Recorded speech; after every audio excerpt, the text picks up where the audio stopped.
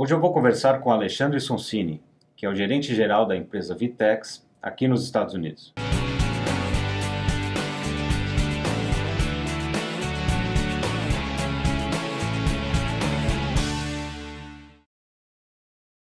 Olá pessoal, tudo bem? Bem-vindos de volta ao canal Vivendo e Empreendendo nos Estados Unidos. Meu nome é Antônio Miranda e o objetivo do meu canal é trazer informações e dar suporte aos empreendedores, empresários e executivos brasileiros que querem começar um negócio ou uma carreira de forma estruturada aqui nos Estados Unidos. E hoje eu estou aqui com o Alexandre Sonsini. Obrigado, Alexandre, por aceitar o nosso convite, que vai dar umas dicas muito legais da experiência da VTEX aqui nos Estados Unidos. Mas antes de eu começar, por favor, assine, curta, compartilhe os vídeos, ajude-nos a trazer mais informações e pessoas bacanas como o Alexandre para falar com os amigos do canal. E também, antes de eu começar, eu gostaria de agradecer um dos apoiadores do nosso canal, o IM Group. Tá? O IM Group, pessoal, é uma empresa que eu recomendo muito para vocês. Eles são uma consultoria de negócios, gestão e investimentos nos Estados Unidos, trabalhando com vistos EB5, E2, L1, tem escritórios em São Paulo, em Fort Lauderdale, e é um jeito mais seguro de vocês fazerem o planejamento do início das operações das suas empresas aqui nos Estados Unidos. Então entre em contato aqui nesse telefone, nesse e-mail, eu tenho certeza que o Fernando vai dar um ótimo atendimento para vocês. Tá? O vídeo de hoje eu chamei o Alexandre para bater um papo com a gente, né? Ele é o General Manager da filial da empresa VTEX aqui nos Estados Unidos. E o Alexandre ele foi o principal responsável por trazer e iniciar as operações da VTEX nos Estados Unidos há mais ou menos uns 3 anos. Tá? E nesse período ele teve inúmeros aprendizados, né? A gente já conversou bastante com ele sobre isso, que eu acho um conteúdo valiosíssimo para trazer para vocês. Alexandre, obrigado de novo por aceitar o nosso convite. Eu queria que você contasse um pouco para os nossos amigos sobre a VTEX, né? O que é a VTEX, qual que é a história da empresa, para eles entenderem o contexto da VTEX aqui também nos Estados Unidos. Legal, claro. Antes de mais nada, agradecer a vocês também pelo convite e pelo trabalho que estão fazendo de trazer conteúdo e informação aí para o pessoal no Brasil. Falando um pouquinho da VTEX, daria para a gente ficar 3, 4 horas aqui falando um pouco da história da VTEX. A VTEX começou no ano 2000, basicamente por alguns engenheiros que se juntaram para trazer soluções de tecnologia para o mercado. A gente já começou ali no turbilhão, a gente começou ali um pouquinho antes da bolha da internet no Brasil, então logo no começo da empresa a gente já passou por algumas crises, mas a coisa foi evoluindo, a gente conseguiu alguns marcos da empresa em 2007, consegui fechar com o Walmart para fazer o primeiro e-commerce do Walmart no Brasil, e também fechamos um contrato interessante com a Ágora do Bradesco para fazer um CRM da Ágora. Então a gente vinha ali a trancos e barrancos de 2000 a 2007, em 2007 esse marco foi importante para a nossa história, e aí depois a coisa começou a engrenar e ganhar tração no mercado brasileiro. Nesse caminho e nessa trajetória, em 2012 a gente tomou uma decisão de que ou a gente seria uma empresa muito boa, regionalizada, então hoje a gente seria a melhor empresa do Brasil, de longe e muito especializada no mercado brasileiro, ou a gente teria que globalizar a empresa e seria uma empresa de software global. E a gente teve esse dilema e essa discussão. Talvez até hoje essa discussão exista, até hoje a gente não sabe qual que é a resposta certa. Então, se a gente der errado, a gente foi teimoso, né? E se a gente der certo, é que a gente apostou no que a gente acreditava. E aí em 2012 a gente resolveu começar a internacionalizar a empresa. A gente abriu escritório na Argentina em 2012, mandando uma pessoa que trabalhava no nosso escritório de São Paulo para a Argentina de negócios.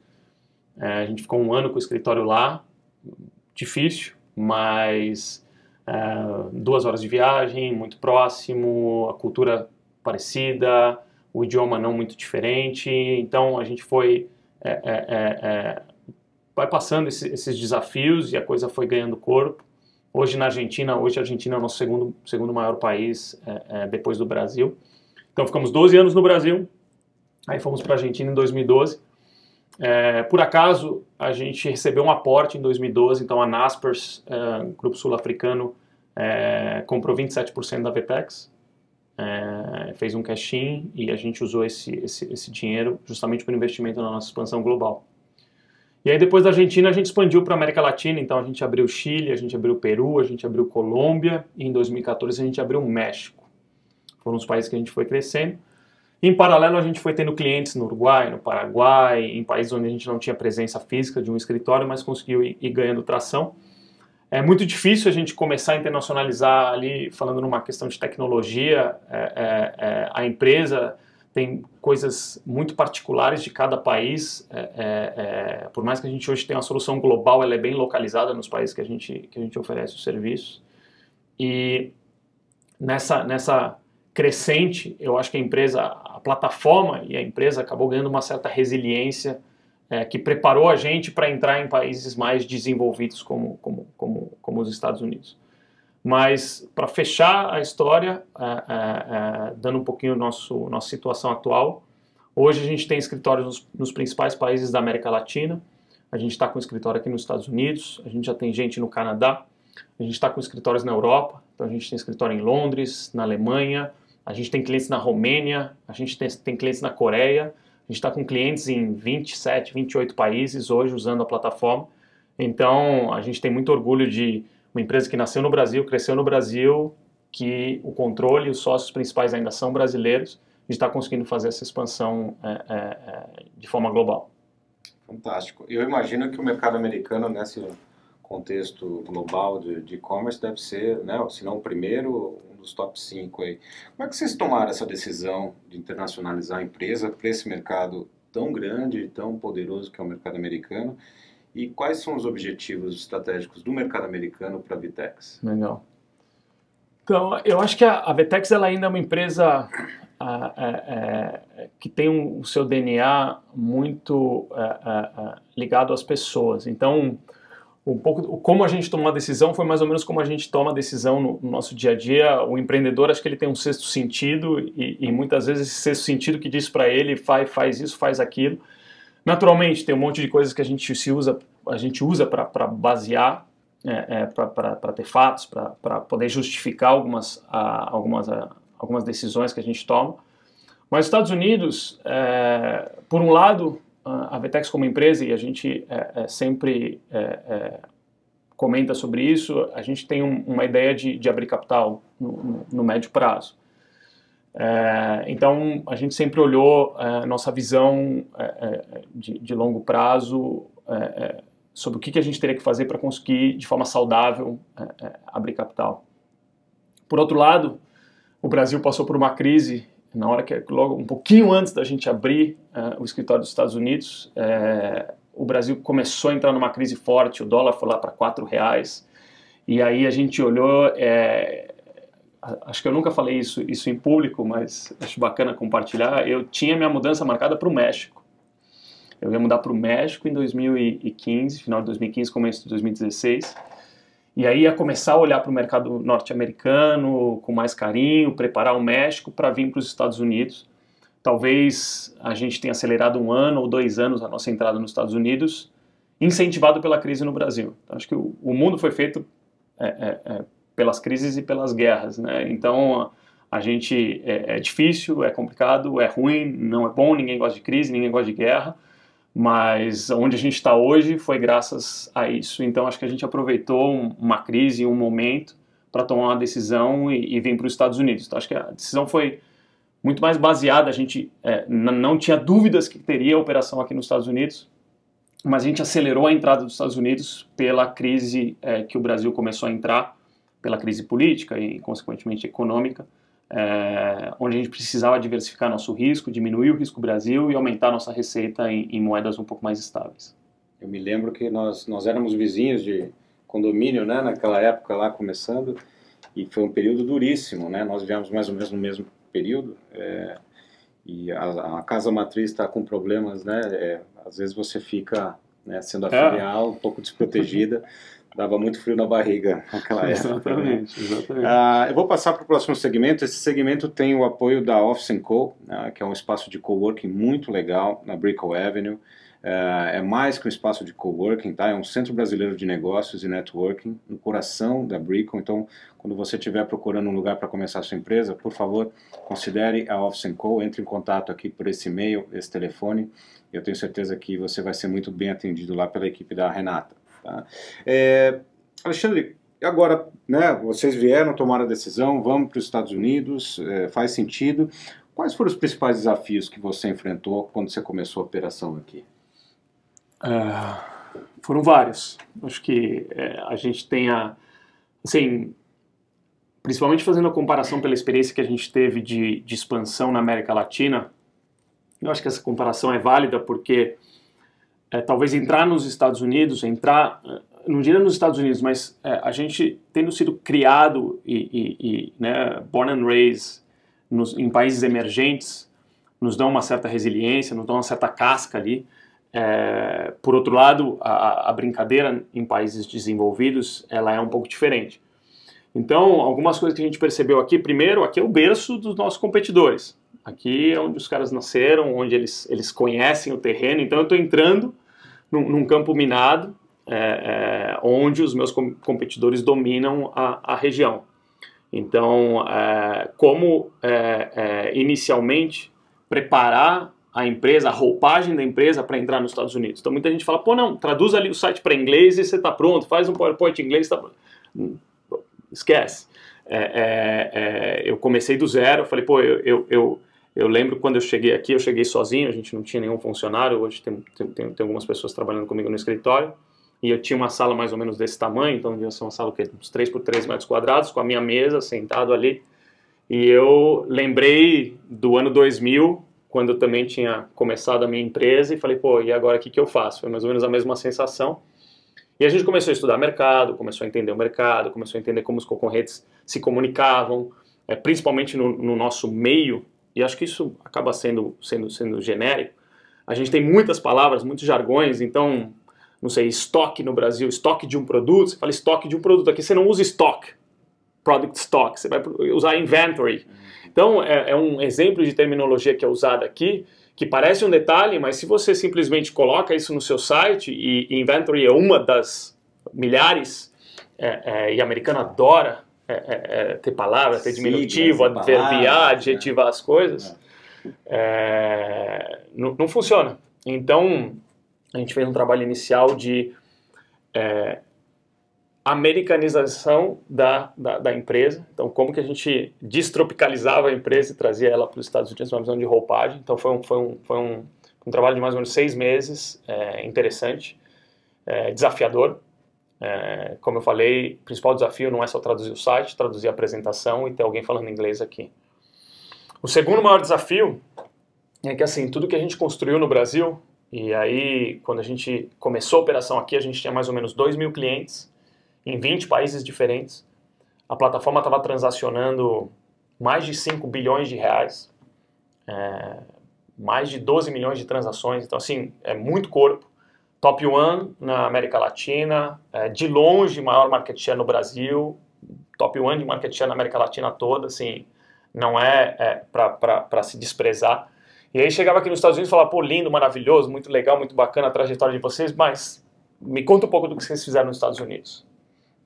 E aí, o bairrismo de todos os países, e a gente passou por isso, esse bairrismo acontece em cada país, faz com que eles achem que o país deles é diferente, que a estrutura é diferente, que a solução não está preparada. Então, a gente começou quase que do zero, tendo que reconstruir a reputação da empresa no mercado local.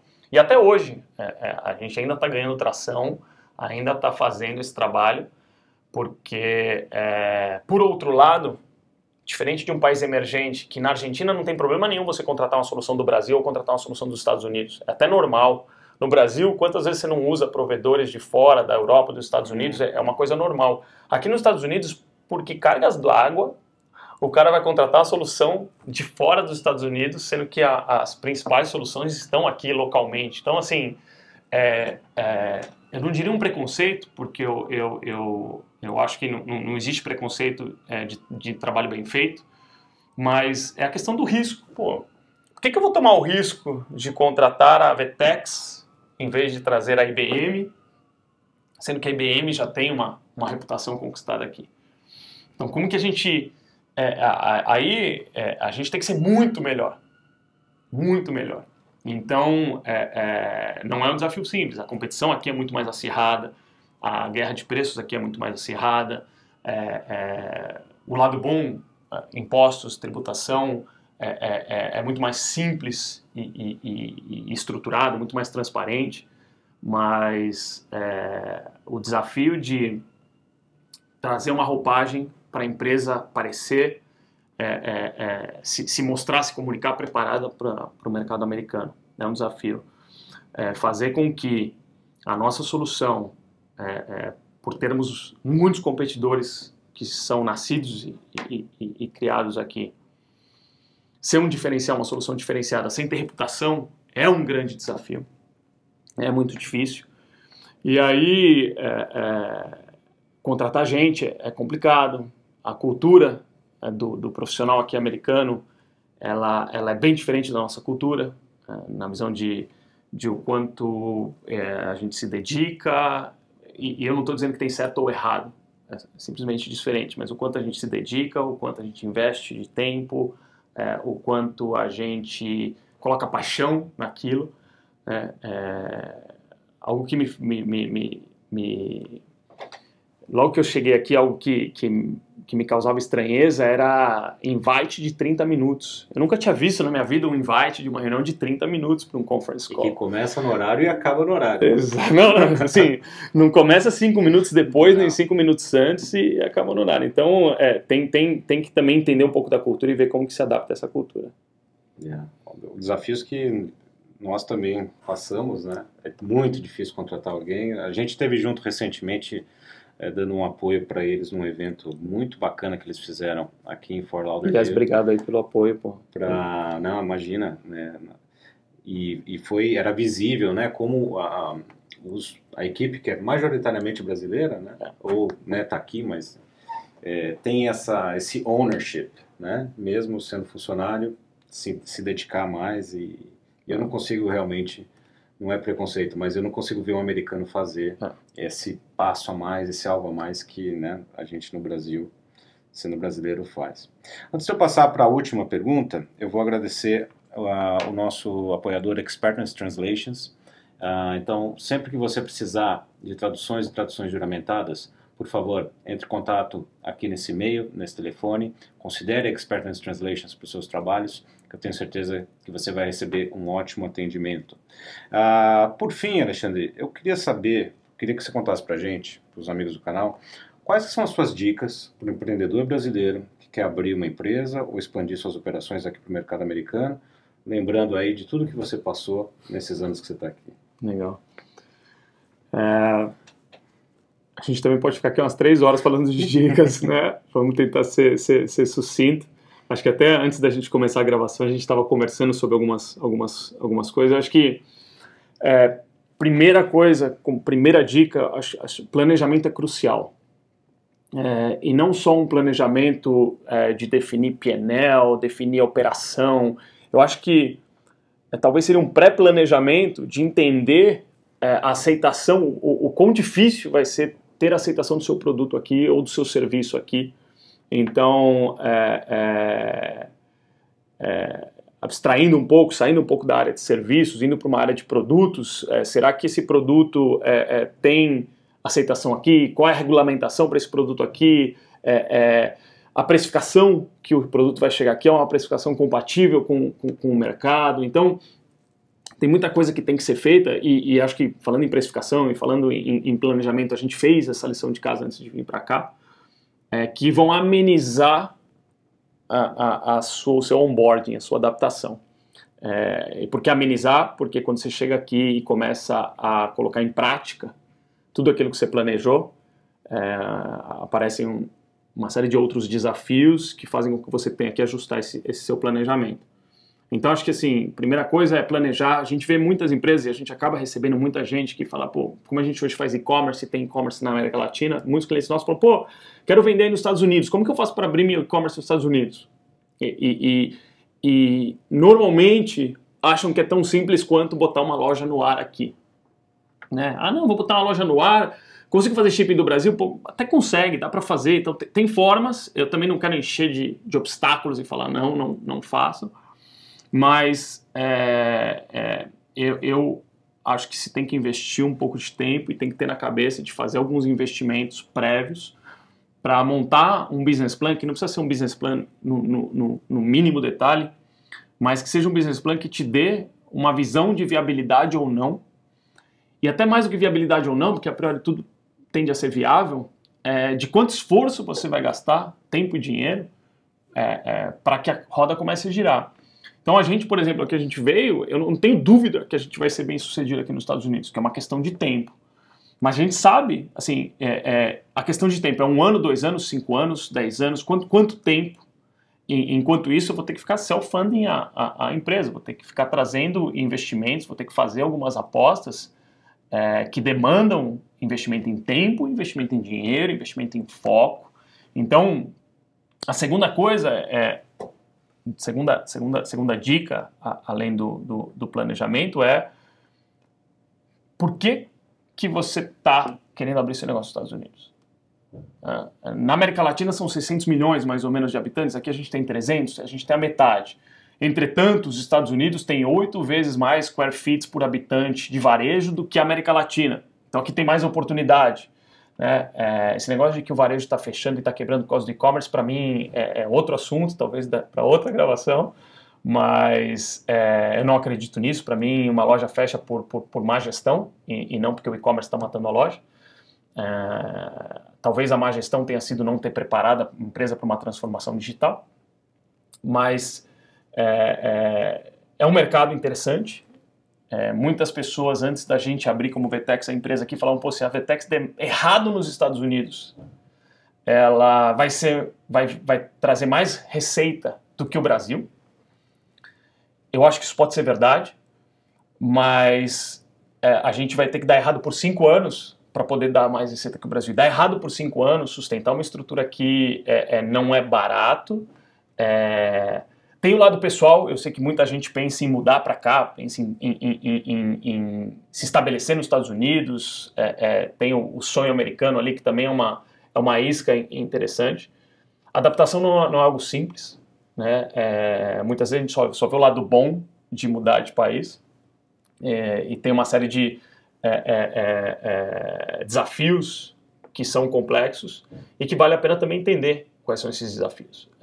Não é simples trazer a família e fazer uma adaptação que inclusive ajude no negócio, para o negócio ir para frente. Então, por que abrir a empresa nos Estados Unidos? Dependendo do que for, será que não tem alguns mercados que com menos esforço, com menos risco, pode-se ter mais resultados? Então, vale a pena o questionamento. E talvez última dica, na hora que decidir vir, aqui é um país que a minha percepção é que é muito difícil de se fazer teste. Não, vou testar. E aí eu vou até fazer uma analogia, tem muita gente que vai abrir um e-commerce, o cara tem um varejo físico, o cara tem 1000 produtos no varejo físico dele que ele vende, na loja física dele que ele vende. Ele tem 1000 produtos por um porquê, não é que ele tem 1000 produtos porque ele comprou, ele tem 20 anos esse varejo e tem 1000 produtos, e esses 1000 produtos que fazem com que o varejo dele tenha aquele P&L, tenha aquela DR, tenha aquela lucratividade, etc. E o cara fala, não, eu vou testar o e-commerce, vou abrir uma loja, só que eu só vou por 50 produtos nessa loja. É o melhor jeito de decidir não continuar no e-commerce. Porque a hora que você põe 50 produtos lá, você sobe pra caramba o custo de aquisição do cliente, você diminui o custo de oportunidade, você não foca na loja, você não faz a coisa acontecer, e aí você fala, pô, o e-commerce não funciona para mim. Não é o e-commerce que não funciona para você. Talvez sua estratégia de testar o e-commerce foi errada. Tem formas de testar, mas por 50 produtos não é a forma de testar. Então, quando pensar em abrir um negócio aqui, acho que tem que pensar de corpo e alma, no sentido de vou fazer um planejamento de 3 anos, tá aqui o que eu espero que aconteça, e realmente fazer um investimento, preparar um investimento. E quando eu falo investimento, não é só dinheiro, é tempo, é foco, são pessoas, mas está preparado para isso. A gente vê muita gente querendo vir para cá, fazer com que, vou abrir uma loja nos Estados Unidos como side business, e outros que têm como ambição mudar e fazem com que o negócio seja talvez a ponte para mudar para cá. E acho que existem formas, e aí podem falar como é que é o pessoal dos vistos, que são parceiros da gravação, é o IMG Group. O IM Group. IM Group. Então, aí podem falar com o IM Group, tem formas de você conseguir mudar para cá sem precisar abrir sua empresa aqui. Fala com o IM Group que eles resolvem. Então, se seu desejo for mudar, porque realmente tem muita gente que pensa em mudar. Assim, é incrível o quanto de pessoas que chegam até nós para abrir a operação aqui porque querem mudar para cá. Mas acho que é isso. Acho que a gente ainda está como VTEX no momento de engatinhar. Ainda não está muito perto de sair do momento de engatinhar. Estamos agora fazendo um segundo passo de mudanças dentro da empresa, trazendo uma estrutura de americanos, de native English speakers para a empresa, porque isso também faz diferença. A gente acha que não faz, mas uma coisa sou eu com meu inglês abrasileirado vendendo uma solução da IBM ou da Oracle aqui. Outra coisa sou eu, com meu sotaque abrasileirado, vendendo uma solução da América Latina, brasileira. Então, é bem mais complexo. E aí a gente está hoje estruturando um time, agora que a gente está preparado, a gente tem algumas lojas no ar, a gente tem aí 30 lojas no ar, montando um time de English speakers, de native English speakers que conheçam da cultura, que tenham o perfil que a gente espera, para dar mais um passo na expansão da empresa aqui nos Estados Unidos. Ótimas dicas. Quantos por cento de market share a VTEX tem no Brasil? Se não me engano, estava em torno de 80%, 85%. E tinha mais ou menos mais de 3 mil funcionários? A VTEX está com 300 funcionários. 300 funcionários. É isso mesmo. Ou seja, gente, algo para vocês ouvirem e realmente absorverem, né, que esse planejamento é importante. Né? É um mercado enorme, se der errado aqui já deu muito certo, né? Já vai ser um faturamento enorme, mas realmente se planejem, né, estudem bem o mercado para vocês terem sucesso, que é o que a gente quer de todas as empresas brasileiras que vêm para cá. Alexandre, muito obrigado. Obrigado, ótimo bate-papo. Você que segue o canal, obrigado por ficar com a gente hoje. Um grande abraço e até a próxima. Curta, compartilhe e assine o meu canal. Para dúvidas, sugestões de pauta ou se quiser me deixar um recado, meu e-mail é vivendoeempreendendo@gmail.com.